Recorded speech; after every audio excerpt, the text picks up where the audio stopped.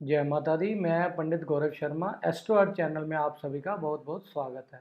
आज हम देखते हैं कि 13 अप्रैल को सूर्य नारायण भगवान जो कि राशि परिवर्तन करने जा रहे हैं, उसका हमारी वृश्चिक राशि जो कि मंगल प्रधान राशि भी है उस पर कैसा रहेगा, और अंत में हम उपाय भी बताएंगे। और अब हम देखें, सर्वप्रथम हम देखें तो वृश्चिक राशि वालों के लिए सूर्य नारायण भगवान का गोचर छठे भाव से गुरु के साथ होने जा रहा है, और उनके दशम भाव के स्वामी ही सूर्य नारायण भगवान बनते हैं। दशम भाव हमारा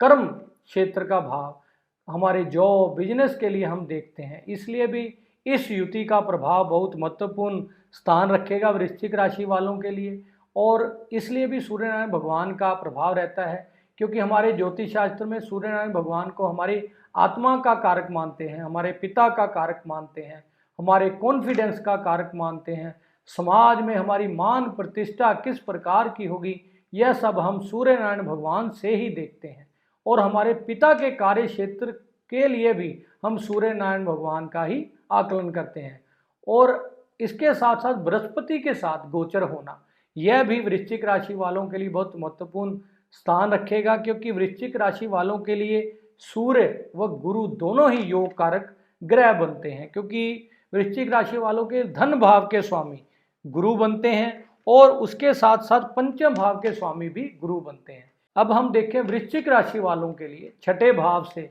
उच्च के सूर्य का गुरु के साथ आना किस प्रकार के प्रभाव के बारे में हमें बताता है। उच्च के सूर्य व गुरु का छठे भाव से गोचर, जो कि हमारा अर्थ भाव भी है, हमारे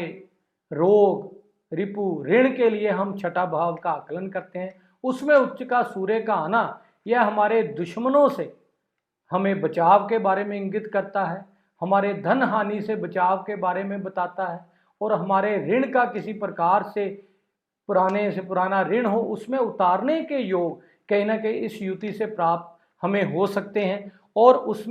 उसके साथ साथ हमारे जॉब का भाव भी, हम अगर जॉब के लिए छठे भाव का और बिजनेस के लिए सप्तम भाव का विवेचन करते हैं। छठे भाव में अक्सर ज्योतिष शास्त्र में व्याख्यान आता है कि जब भी सूर्य भगवान विद्यमान हो तो हमारे गवर्नमेंट सेक्टर में जॉब लगने के अक्सर योग बनते हैं। इसलिए हमारी जॉब में अच्छी स्थिति का बनना, न्यू जॉब लगने का योग बन सकता है, और जॉब में प्रमोशन का योग हमें प्राप्त होना, क्योंकि बृहस्पति के साथ सूर्य नारायण भगवान का आना यह सुंदर योग के बारे में बताता है। और हमारा समाज में मान प्रतिष्ठा में वृद्धि होना इस योग से अवश्य ही हमें प्राप्त हो सकता है, क्योंकि दशम भाव के स्वामी उच्च का आना यह हमारे मान सम्मान के बारे में बताता है, और हमारे जॉब में प्रमोशन के बारे में भी इंगित करता है, और अकस्मात धन के बारे में बताता है। इसलिए भी इस योग या युति का प्रभाव वृश्चिक राशि वालों के लिए बहुत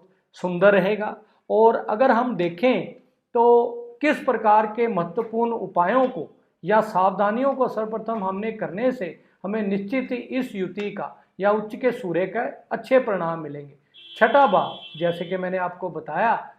कि हर प्रकार से रोग रिपु ऋण के बारे में बताता है, इसलिए हमें न्यू लोन लेने के लिए, क्रेडिट कार्ड के लिए या किसी भी प्रकार के लोन की लेने की संभावना हो तो उसमें हमें बचना चाहिए, जिससे कि हमें अच्छे परिणाम मिलें। और अब हम अगर देखें तो किस प्रकार से उपायों के बारे में हमें अवश्य ही करना चाहिए। छठा भाव जो कि हर प्रकार से बुध के बारे में हम देखते हैं, उसके लिए हमें 6-9 साल की कन्याओं को अपने घर से मीठा बनवाकर एक बार बुधवार वाले दिन या शुक्रवार वाले दिन देना चाहिए, जिससे कि निश्चित ही हमें हर क्षेत्र में अपने मान सम्मान धन में हर प्रकार से सुंदर स्थिति प्राप्त हो सके। जय माता दी।